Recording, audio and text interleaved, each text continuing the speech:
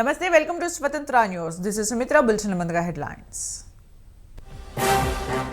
CM Revanth కు బండి సంజయ్ లేఖ. Mid Maneru బాధితులకు న్యాయం చేయాలని విజ్ఞప్తి. వైసీపీ ఎమ్మెల్యేలతో సీఎం జగన్ వరుస భేటీలు. నియోజకవర్గ ఇన్ఛార్జీల మార్పు, ఇతర అంశాలపై చర్చ.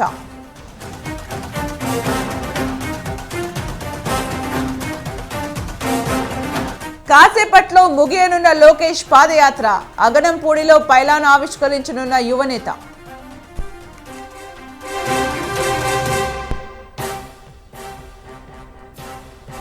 కర్ణాటకలో భారీ ఉగ్రకుట్ర భగ్నం. కీలక నిందితుడు మీనాజ్ కు అరెస్ట్ చేసిన ఎన్ఐఏ.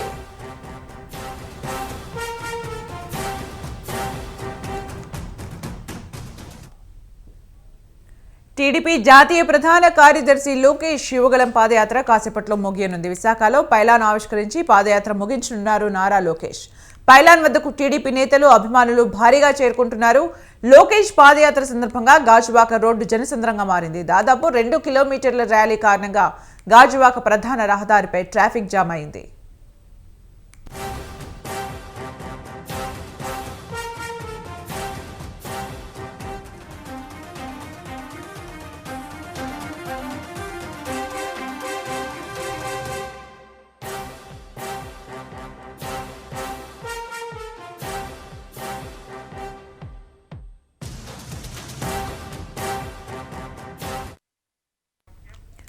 టీడీపీ జాతీయ ప్రధాన కార్యదర్శి లోకేష్ యువగలం పాదయాత్ర కాసేపట్లో ముగియనుంది. విశాఖలో పైలాన్ ఆవిష్కరించి పాదయాత్ర ముగించనున్నారు నారా లోకేష్. పైలాన్ వద్దకు టీడీపీ నేతలు, అభిమానులు భారీగా చేరుకుంటున్నారు.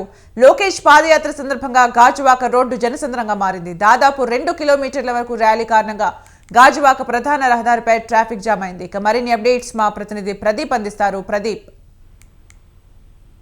సుమిత్ర, ఏదైతే విశాఖకు చేరుకున్న టీడీపీ నాయకుడు లోకేష్ అయితే జనసముద్రం తోటి విశాఖపట్నం గాజువాక అయితే పూర్తిగా మారిపోయింది. అయితే యువగాలం పాదయాత్ర చాలా సక్సెస్ గా ఈ యొక్క ఆఖరి రోజు 226వ రోజుగా ముగింపు ఇక్కడైతే అవుతుంది. అయితే లోకేష్ తో పాటు తన తల్లి కూడా లోకేష్ తో పాటు నడుస్తూ, అలాగే ఎవరైతే ఈ యొక్క లోకేష్ ముఖ్య నాయకులు ఎవరైతే ఉన్నారో వాళ్ళందరూ కూడా లోకేష్ గాజువాకకి రాబోతున్న నేపథ్యంలో కూడా పూర్తిగా గాజువాక అంతా కూడా జనసముద్రంతో కూడా మారిపోయింది. మొత్తానికి కూడా గాజువాక మొత్తం కూడా ట్రాఫిక్ తో పాటు 2 కిలోమీటర్ల పైగా కూడా ట్రాఫిక్ తో పాటు నిండిపోయి, ఏదైతే లోకేష్ యువగల పాదయాత్ర అయితే చాలా చాలా చాలా దారుణంగా కూడా ఇక్కడ విశాఖకి అయితే చాలా గట్టి ఊపని తెచ్చింది అనుకోవచ్చు.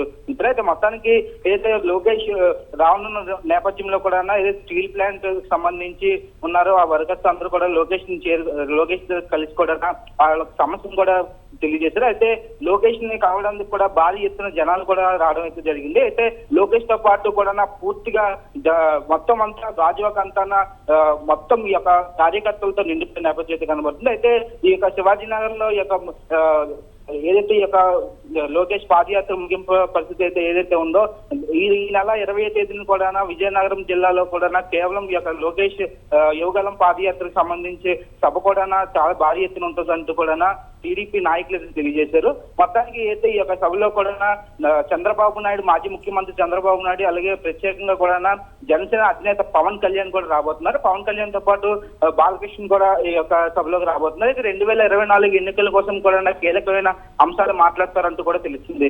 Sumitra. Right, thank you Pradeep for the updates.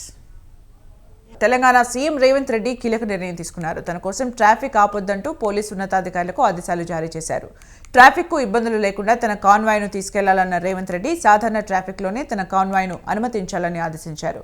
ఇక ఇదే అంశానికి సంబంధించి మరిన్ని వివరాలు మా ప్రతినిధి పవన్ అందిస్తారు. మనం జూబ్లీస్లో ఇక సీఎం రేవంత్ ఇటీవంతా ఉన్నాము. ఇక్కడ చూస్తే మాత్రం తన కాన్వాయ్ వచ్చే సమయంలో మాత్రము కొన్ని నిబంధనలు కూడా పోలీసులకు ఆదేశాలు జారీ చేసిన నేపథ్యంలో, కాన్వాయ్ వస్తున్న నేపథ్యంలో ప్రజలకు సంబంధించిన వాహనాలు ఎక్కువసేపు రోడ్డు పైన నిలిపవద్దని చెప్పి కూడా దీనికి సంబంధించి వేరే ఏదైనా దీనికి సంబంధించి ట్రాఫిక్ నిబంధనలు కూడా చూడాలని చెప్పి కూడా ఇప్పటికే దీనికి సంబంధించి ఆదేశాలు కూడా జారీ చేశారు. అయితే ఆదేశాలు జారీ చేసిన నేపథ్యంలో ఉన్నతాధికారులు ఒక సమీక్ష సమావేశం కూడా నిర్వహించుకున్నారు. ఎందుకంటే కాన్వాయ్ వస్తున్న నేపథ్యంలో ఇక్కడ ట్రాఫిక్ సంబంధించి పూర్తిగా నిలిచిపోకుండా ఇలాంటి యొక్క నిబంధనలు తీసుకురావాలని చెప్పి కూడా ట్రాఫిక్ ఉన్నతాధికారులు కావచ్చు, దీనికి సంబంధించి పోలీసు ఉన్నతాధికారులు అందరూ కూడా ఒక సమావేశం కూడా ఏర్పాటు చేసుకున్నారు. ఏర్పాటు చేసుకొని కొత్త నిబంధనలను కూడా తెరపైకి తీసుకొచ్చారు. అయితే మొదటగా చూస్తే మాత్రము కాన్వాయ్ బయలుదేరినప్పటి నుంచి కాన్వాయ్ అంటే సీఎం రేవంత్ రెడ్డి బయలుదేరిన తర్వాత అంటే ఎక్కడికైనా అంటే గాంధీ భవన్ కావచ్చు, అసెంబ్లీ కావచ్చు, అంతేకాకుండా సెక్రటరీ కావచ్చు, లేకపోతే ఇతర పార్టీకి సంబంధించిన కార్యక్రమాలకు వెళ్తున్న నేపథ్యంలో ఎక్కడికి వెళ్తున్నారని దానికి సంబంధించి ఒక రూట్ మ్యాప్ కూడా మొదటగా క్లియర్ చేసుకుంటారు. దాని తర్వాత సిగ్నల్ వద్ద కేవలం 5 నిమిషాలు మాత్రమే ట్రాఫిక్ను నిలిపివేశారు. దాని తర్వాత సీఎం కాన్వాయ్ యొక్క సిగ్నల్ పార్ కాగానే వెంటనే యొక్క పూర్తిగా దీనికి సంబంధించి ట్రాఫిక్ను కూడా వదిలిపెట్టిన పరిస్థితి కూడా చూస్తున్నాము. మొత్తానికి చూస్తే మాత్రము ట్రాఫిక్ పోలీసులు మాత్రం చాలా నిబంధనలు కూడా తీసుకొచ్చారు.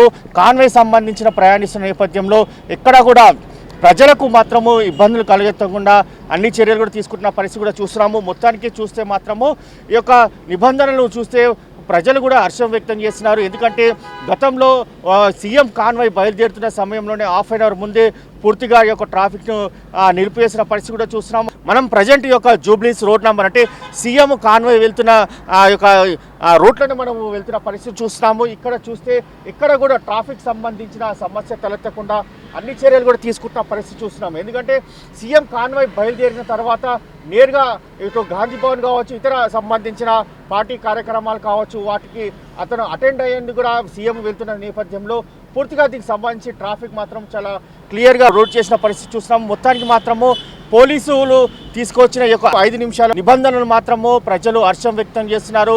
కాబట్టి దీనికి సంబంధించి ట్రాఫిక్ సంబంధించి చూస్తే మాత్రము రాబోయే రోజుల్లో కూడా ఇదే తరహాలో కూడా దీనికి సంబంధించి సీఎం కాన్వాయ్ బయలుదేరి కేవలం 5 నిమిషాలు మాత్రమే నిలిపివేస్తారు. దాని తర్వాత మళ్ళీ తిరిగి సిగ్నల్ మీద యొక్క వాహనాలు కూడా మళ్ళీ తిరిగి ప్రారంభించే అవకాశం కూడా చాలా స్పష్టంగా కనిపిస్తుంది.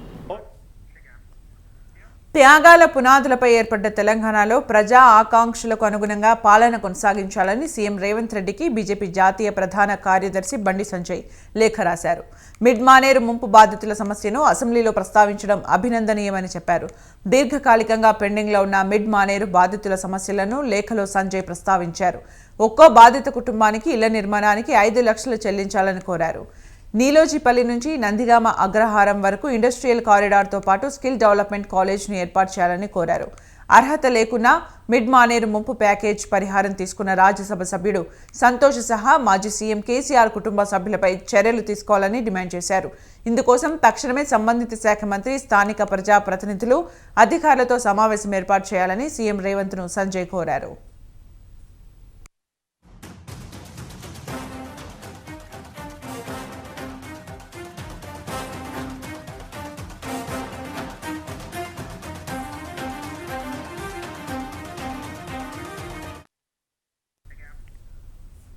వచ్చే ఎన్నికల్లో కొంతమంది సిట్టింగ్ ఎమ్మెల్యేలకు టికెట్లు దక్కవంటున్న సీఎం జగన్ టికెట్ల విషయంలో తన నిర్ణయాన్ని గౌరవించాలని ఎమ్మెల్యేలకు జగన్ సూటిగా చెప్పారు.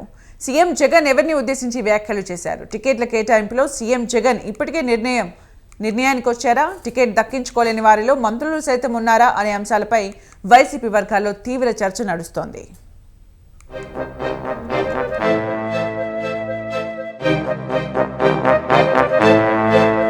గడప గడపకు మన ప్రభుత్వంపై పార్టీ నేతలతో సీఎం జగన్ సమీక్ష నిర్వహించారు. ఈ సందర్భంగా ఎమ్మెల్యే టికెట్ల విషయంలో సీఎం జగన్ కీలక వ్యాఖ్యలు చేశారు. వచ్చే ఎన్నికల్లో కొద్ది మందికి టికెట్ ఇచ్చే అవకాశం లేదని తేల్చి చెప్పారు. టికెట్ ఇవ్వనంత మాత్రాన తన వాళ్లు కాదని అనుకోవద్దని చెప్పారు. టికెట్ రాని నాయకులు పార్టీ మీద నమ్మకం ఉంచాలని కోరారు. ఎన్నికలు దగ్గర పడుతున్న సమయంలో సీఎం చెప్పిన ఈ మాటలు ఎమ్మెల్యేలు, మంత్రుల్లో కాకరేపుతున్నాయి. టికెట్ల విషయంలో ఎవరిని దృష్టిలో ఉంచుకొని సీఎం ఇలాంటి వ్యాఖ్యలు చేసి ఉంటారని పార్టీ నాయకులు ఆరా తీస్తున్నారు. సీఎం జగన్ చెప్పిన మాటలు బట్టి చూస్తే వచ్చే ఎన్నికల్లో ప్రస్తుత సిట్టింగ్ ఎమ్మెల్యేలతో పాటు కొద్ది మంది మంత్రులకు టికెట్లు దక్కే అవకాశం లేదనే చర్చ పార్టీ వర్గాల్లో తీవ్రంగా జరుగుతోంది.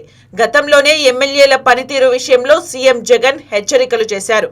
పనితీరు మెరుగుపరుచుకోవడానికి అనేక అవకాశాలు ఇచ్చారు. అయినా కొంతమంది ఎమ్మెల్యేలు, మంత్రులు సీఎం హెచ్చరికలను పెడచెవిన పెట్టారని సమాచారం.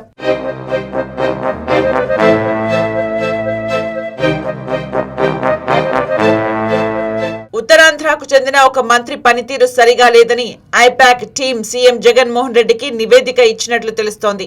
మొదటిసారి ఎమ్మెల్యేగా గెలిచి ఆ తర్వాత కేబినెట్ లో చోటు దక్కించుకున్న ఆ మంత్రికి నియోజకవర్గంలో ఎదురుగాలి వీస్తున్నట్లు ప్రచారం జరుగుతోంది. ప్రస్తుతం సిట్టింగ్ స్థానంలో పోటీ చేస్తే గెలవడం కష్టమని భావిస్తున్న ఆ మంత్రి పక్క నియోజకవర్గంపై కన్నేశారని చర్చ పార్టీ వర్గాల్లో జరుగుతోంది. అలాగే విజయనగరం జిల్లాలో ప్రభుత్వంలో కీలక పదవిలో ఉన్న సీనియర్ నేత పనితీరుపై నియోజకవర్గంలో పరిస్థితి ఆశాజనకంగా లేదని అంటున్నారు. అలాగే విశాఖ జిల్లాకు చెందిన ఓ ఎమ్మెల్యే, శ్రీకాకుళం జిల్లాకు చెందిన మరో మహిళా ఎమ్మెల్యే పనితీరుపైన అసంతృప్తిగా ఉన్నారు సీఎం జగన్. ఇక గోదావరి జిల్లాలో కేబినెట్ లో కీలక శాఖలు నిర్వహిస్తున్న 2 మంత్రులు పనితీరు సరిగా లేదని, అలాగే ఒక మాజీ మంత్రి, మరో 3 ఎమ్మెల్యేల గ్రాఫ్ కూడా సరిగా లేదని సీఎంకి నివేదికలు అందాయి. గుంటూరు జిల్లాలో ఒక మహిళా మాజీ మంత్రి, మరో మహిళా మంత్రి సర్వేల్లో వెనుకబడ్డారని పార్టీ వర్గాలు అంటున్నాయి.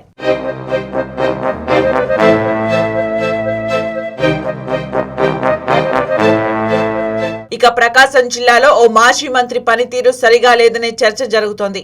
ఇప్పటికే పార్టీ ఆయనకు ఇచ్చిన కీలక పదవి వదులుకున్నారు. నియోజకవర్గంపై దృష్టి పెట్టడం కోసం పదవి వదులుకుంటున్నట్లు చెప్పుకువచ్చారు. నెల్లూరు జిల్లాలో ఇప్పటికే 3 ఎమ్మెల్యేలు పార్టీకి గుడ్ బై చెప్పారు. ఇదిలా ఉంటే ఒక మాజీ మంత్రికి సొంత పార్టీ నుంచే తీవ్ర వ్యతిరేకత వ్యక్తమవుతోంది.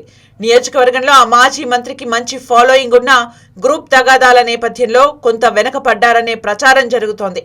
రాయలసీమ జిల్లాలో మొదటిసారి మంత్రి అయిన మహిళా మంత్రి, గతంలో అవినీతి ఆరోపణలు ఎదుర్కొన్న మంత్రితో పాటు సీఎంకి దగ్గరగా ఉండే మంత్రి ఒకరికి ఎదురుగాలి వీస్తున్నట్లు ప్రచారం జరుగుతోంది. అలాగే సీఎం జగన్ కుటుంబానికి దగ్గరగా ఉండే సీనియర్ ఎమ్మెల్యేకి సైతం నియోజకవర్గంలో సానుకూలత లేదని నివేదికలు సీఎంకి అందాయని పార్టీ వర్గాలు చెబుతున్నాయి.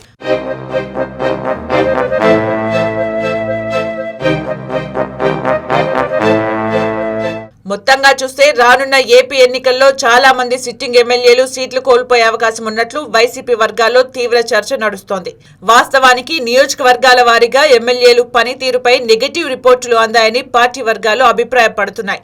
అంతేకాదు పలువురు మంత్రుల పనితీరుపై కూడా నియోజకవర్గాల్లో తీవ్ర వ్యతిరేకత ఉన్నట్టు సీఎం జగన్ కు నివేదికలు అందాయని తెలుస్తోంది.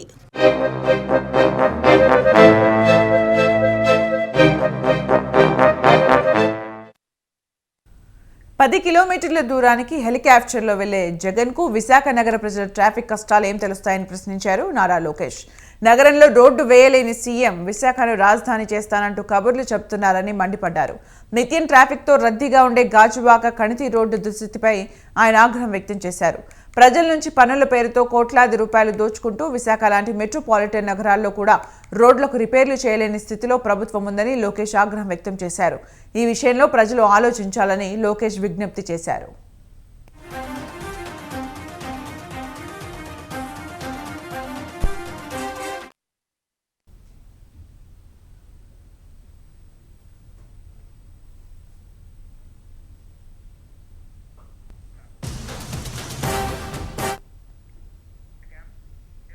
పరారీలో ఉన్న under world don, Mumbai bomb పేలుళ్ల సూత్రధారి దావూద్ ఇబ్రహీం తీవ్ర అనారోగ్యంతో కరాచీలోని హాస్పిటల్లో చేరినట్లు సమాచారం. అతడిపై విష ప్రయోగం జరిగినట్లు ప్రచారం జరుగుతోంది. భారీ భద్రత నడుమ అతడికి హాస్పిటల్లో చికిత్స అందిస్తున్నట్లు తెలుస్తోంది. 2 రోజుల క్రితమే అతడిని హాస్పిటల్లో చేర్చారట. కరాచీలోని ఓ హాస్పిటల్లో 4th మొత్తం ఖాళీ చేసి కేవలం దావూద్ ఒక్కడినే ఉంచి చికిత్స అందిస్తున్నారు. కేవలం వైద్యులు, కుటుంబ సభ్యులను మాత్రమే ఆ అంతస్తుకు అనుమతిస్తున్నారు. వీటిపై దావూద్ సమీప బంధువుల నుంచి సమాచారం సేకరించేందుకు ముంబై పోలీసులు ప్రయత్నిస్తున్నారు.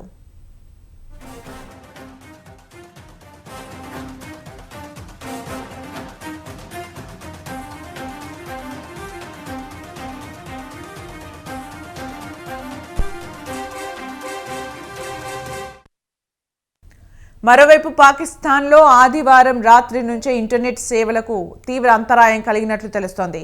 యూట్యూబ్, ఫేస్బుక్ వంటి సోషల్ మీడియా వెబ్సైట్లు కూడా డౌన్ అయినట్లు సమాచారం. ముఖ్యంగా కరాచీ, లాహోర్, రావల్పిండి వంటి ప్రాంతాల్లో ఇంటర్నెట్ సేవలు నిలిచిపోయినట్లు సమాచారం.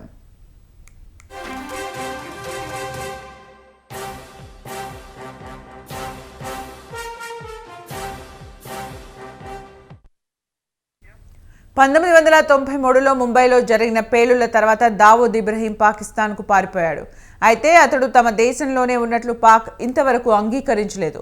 కానీ దావూద్ కరాచీలోనే ఉన్నాడని అతడి సోదరి హసీనా పార్కర్ కుమారుడు అలీషా పార్కర్ చెప్పినట్లు జాతీయ దర్యాప్తు సంస్థ ఈ ఏడాది జనవరిలో దాఖలు చేసిన ఛార్జ్ షీట్లో పేర్కొంది.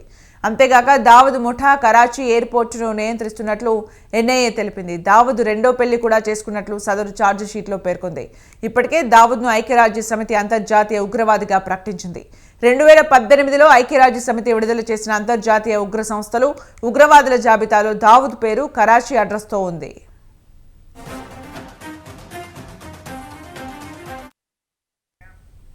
ఇవి బులెటిన్ విశేషాలు. కీప్ వాచింగ్ స్వతంత్ర.